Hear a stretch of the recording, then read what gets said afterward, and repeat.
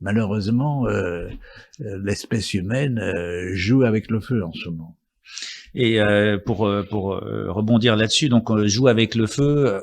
On vous a vu parler de la vaccination, de la campagne de vaccination massive, et notamment dernièrement, je crois que c'était la semaine dernière, on a commencé à vous attribuer des propos comme quoi, suite à la campagne de vaccination, il y a 10 à 25% des vaccinés qui allaient décéder. Qu'avez-vous à répondre à ça? Ben, c'est une assertion qui n'est pas moi, si vous voulez. C'était frauduleux. On a fabriqué des phrases que j'ai jamais écrites. Vous vous inscrivez en faux totalement là-dessus, quoi. Vous dites, n'est-ce pas? Alors, pourquoi cette attaque comme ça? Je ne vois pas. Simplement, effectivement, j'ai exprimé mon opinion sur les vaccins actuels. Ça ne veut pas dire que je suis contre tous les types de vaccins.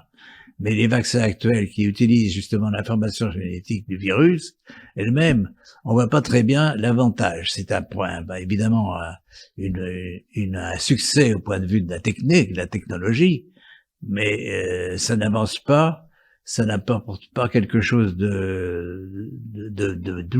d'important, de nouveau pour la vaccination, au contraire, puisque on injecte une information qui va fabriquer une protéine de virus. Et comme tous les virus, ce virus, il essaye d'imiter des protéines du soi, de l'ordre de l'autre, qui l'infecte.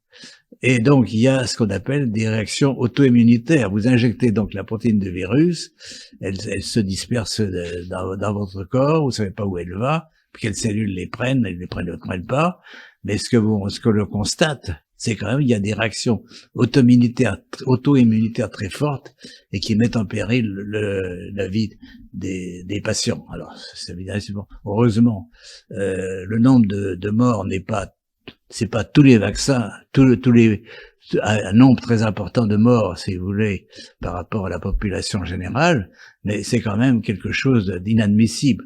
Moi, en tant que médecin, je ne peux pas admettre qu'un traitement détruise quelqu'un, cause une mort de quelqu'un. Ça, c'est non éthique. C'est le principe d'Hippocrate, primum non nocere. D'abord, ne pas nuire. Et là, malheureusement, on voit que ces vaccins ont notamment des pics de vaccination massives sont suivis par des pics de mort. C'est pas, ce sont des faits. C'est pas moi qui les ai inventés. Mais revenons un peu à cette campagne de vaccination massive, 23 millions de personnes vaccinées en France. L'Académie de médecine qui a déclaré hier que l'obligation vaccinale pour tout le monde n'était plus un tabou, ça vous hérisse le poil? Absolument. Enfin, ça m'hérisse les cheveux, j'en ai encore. Et je dois dire que je suis scandalisé par le fait qu'on veut aussi vacciner des enfants. Parce que là, on touche vraiment à la génération future. Il faut savoir que, par exemple, pour le glyphosate, n'est-ce pas, des travaux récents montrent que il y a des effets épigénétiques, c'est-à-dire les gens qui mangent du glyphosate dans leur alimentation, ils transmettent quelque chose qui va se produire dans les générations futures. Les fils, les petits-fils, les arrière-petits-fils vont souffrir. Bon, ceci a été montré chez des rats pour l'instant, mais on peut extrapoler à l'homme. Donc, il y a des effets épigénétiques, il faut penser à ça, c'est-à-dire il faut pas seulement penser à ses propres générations, mais au futur. Et donc là, l'ARN messager que vous injectez de votre vaccin peut très bien avoir des effets aussi pour les générations futures qu'on ne détecte pas si on ne les cherche pas.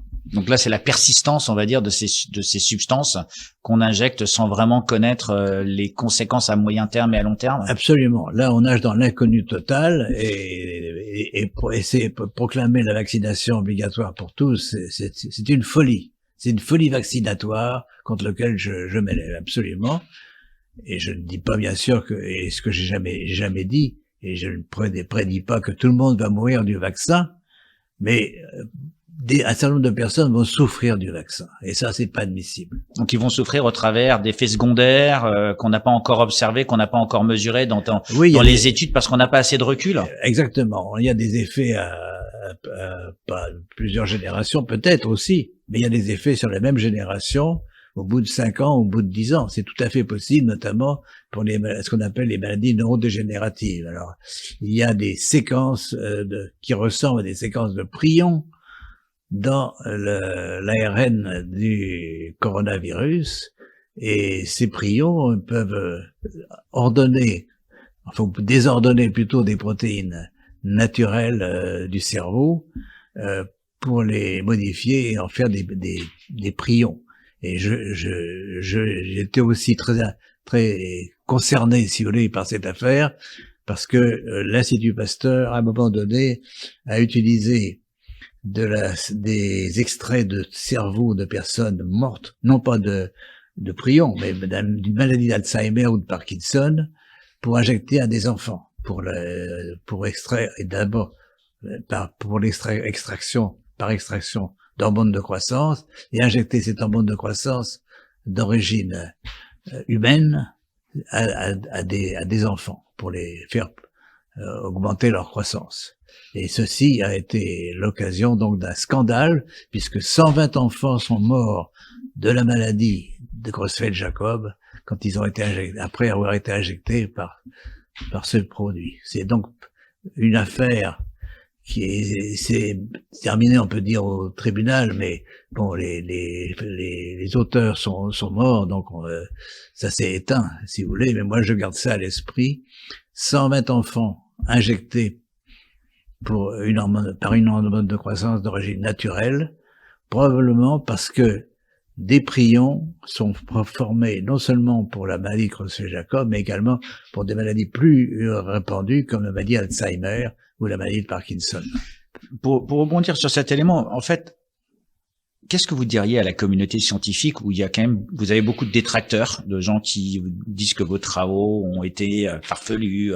Vous leur dites quoi? Écoutez-moi, vous leur dites venez discuter. Oui, moi je suis tout à fait ouvert à la discussion, même à des gens qui ne sont pas du tout d'accord avec moi, c'est tout à fait possible. Et pourtant on a dit que vous aviez ça le caractère parfois. Donc, on a dit que j'avais le caractère je cherchais la controverse. On a écrit ça. Je ne cherche pas spécialement la controverse, mais je cherche la vérité. La vérité parfois est différente de la vérité des autres.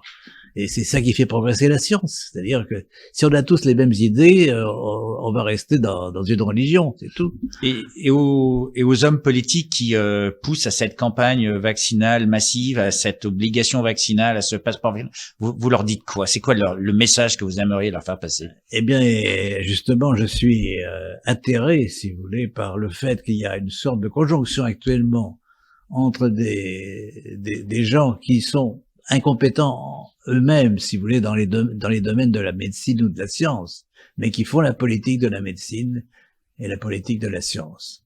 Et ces gens-là suivent un peu un courant, si vous voulez. Il y a une sorte de courant général actuellement qui est très dangereux parce que on supprime justement la discussion. On essaye d'imposer des vérités, ce que l'on croit être des vérités. Et là, par exemple, il y a une ruée pour les vaccins, n'est-ce pas, que l'histoire montrera complètement farfelue. On peut dire que c'est une sorte de folie vaccinatoire actuellement, alors qu'il y a à côté des traitements pas chers du tout, très actifs, non pas toxiques, et qui permettent d'arrêter les symptômes donnés par le virus et la bactérie qui l'accompagne.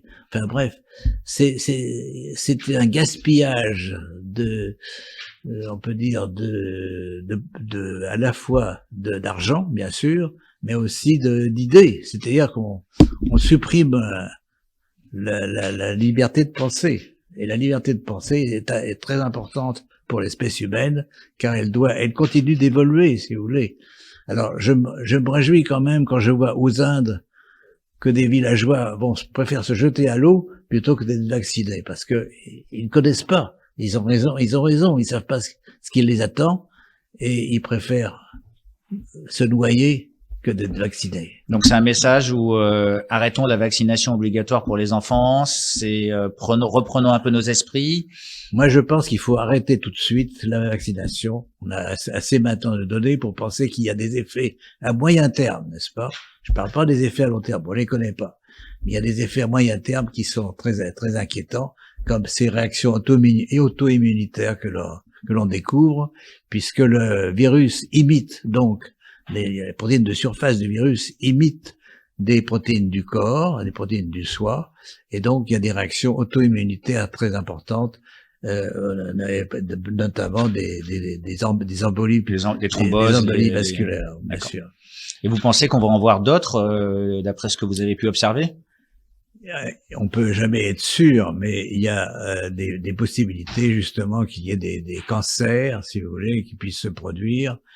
On ne sait pas ce qu'on fait, je répète, on va dans l'inconnu.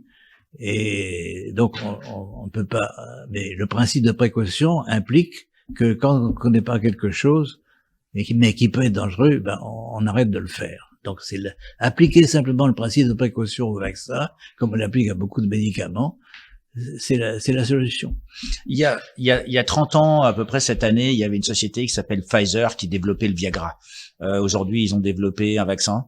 Vous pensez que c'est pour eux du commerce? C'est quoi? C'est des patients? Oui, c'est des clients? Oui, mais ils ont aussi développé, alors là je les approuve, des recherches pour faire des inhibiteurs de la multiplication du virus. Donc, il y en a actuellement qui ont été trouvés un peu par hasard par les cliniciens, qui marchent, mais peut-être on peut en trouver des plus spécifiques au niveau de la réplication du virus. Donc là, je les approuve. Et ce que je comprends pas, c'est cette folie également. Donc pour les vaccins, c'était pas du tout.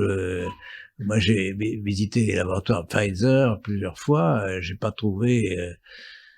On m'a pas dit ce qu'ils faisaient, mais enfin, il y avait des recherches sur les antibiotiques, par exemple. Ils sont très utiles parce que les antibiotiques induisent des résistances. Vous trouvez toujours de nouveaux antibiotiques, n'est-ce pas? Mais Pfizer, c'est l'azithromycine en plus. Zitromax. Alors, le Zitromax, c'est Pfizer. D'accord. Donc en fait, ils ne font pas que des vaccins, ils font aussi de la recherche. Mais vous les encourageriez à faire un petit peu plus de recherche sur des traitements de cet acabit? Tout à fait. Donc ça veut dire qu'en France, on a le professeur Luc Montagnier, on a le professeur Raoult. Il y a des Américains qui m'ont dit la semaine dernière que ils vous considériez comme des saints hommes ou comme des personnes qui avaient raison avant l'heure. Vous leur dites merci? Oui, moi je crois. Enfin, ce que j'espère, c'est que nos idées, nos réalisations survivent, n'est-ce pas? Nous survivent. C'est-à-dire qu'il faut que s'il y a des choses qui sont trouvées, elles bénéficient à tout le monde, à tous les gens de la Terre. Nous sommes 7 milliards, c'est très bien, mais nous sommes très fragiles quand même. Et si on fait des erreurs, des directions importantes vers des impasses, ça nous nuira beaucoup aux générations futures. Donc ce que vous êtes en train de nous dire, c'est science mais avec conscience. Voilà, science sans conscience n'est que ruine de l'âme, d'après Rabelais, et il a raison. Professeur Luc Montagnier, merci beaucoup. Merci à vous. Peut-être le mot de la fin? Le mot de la fin, c'est continuons vers la vérité. La vérité scientifique est le plus important. Merci beaucoup d'être venu sur ce plateau. Merci à vous.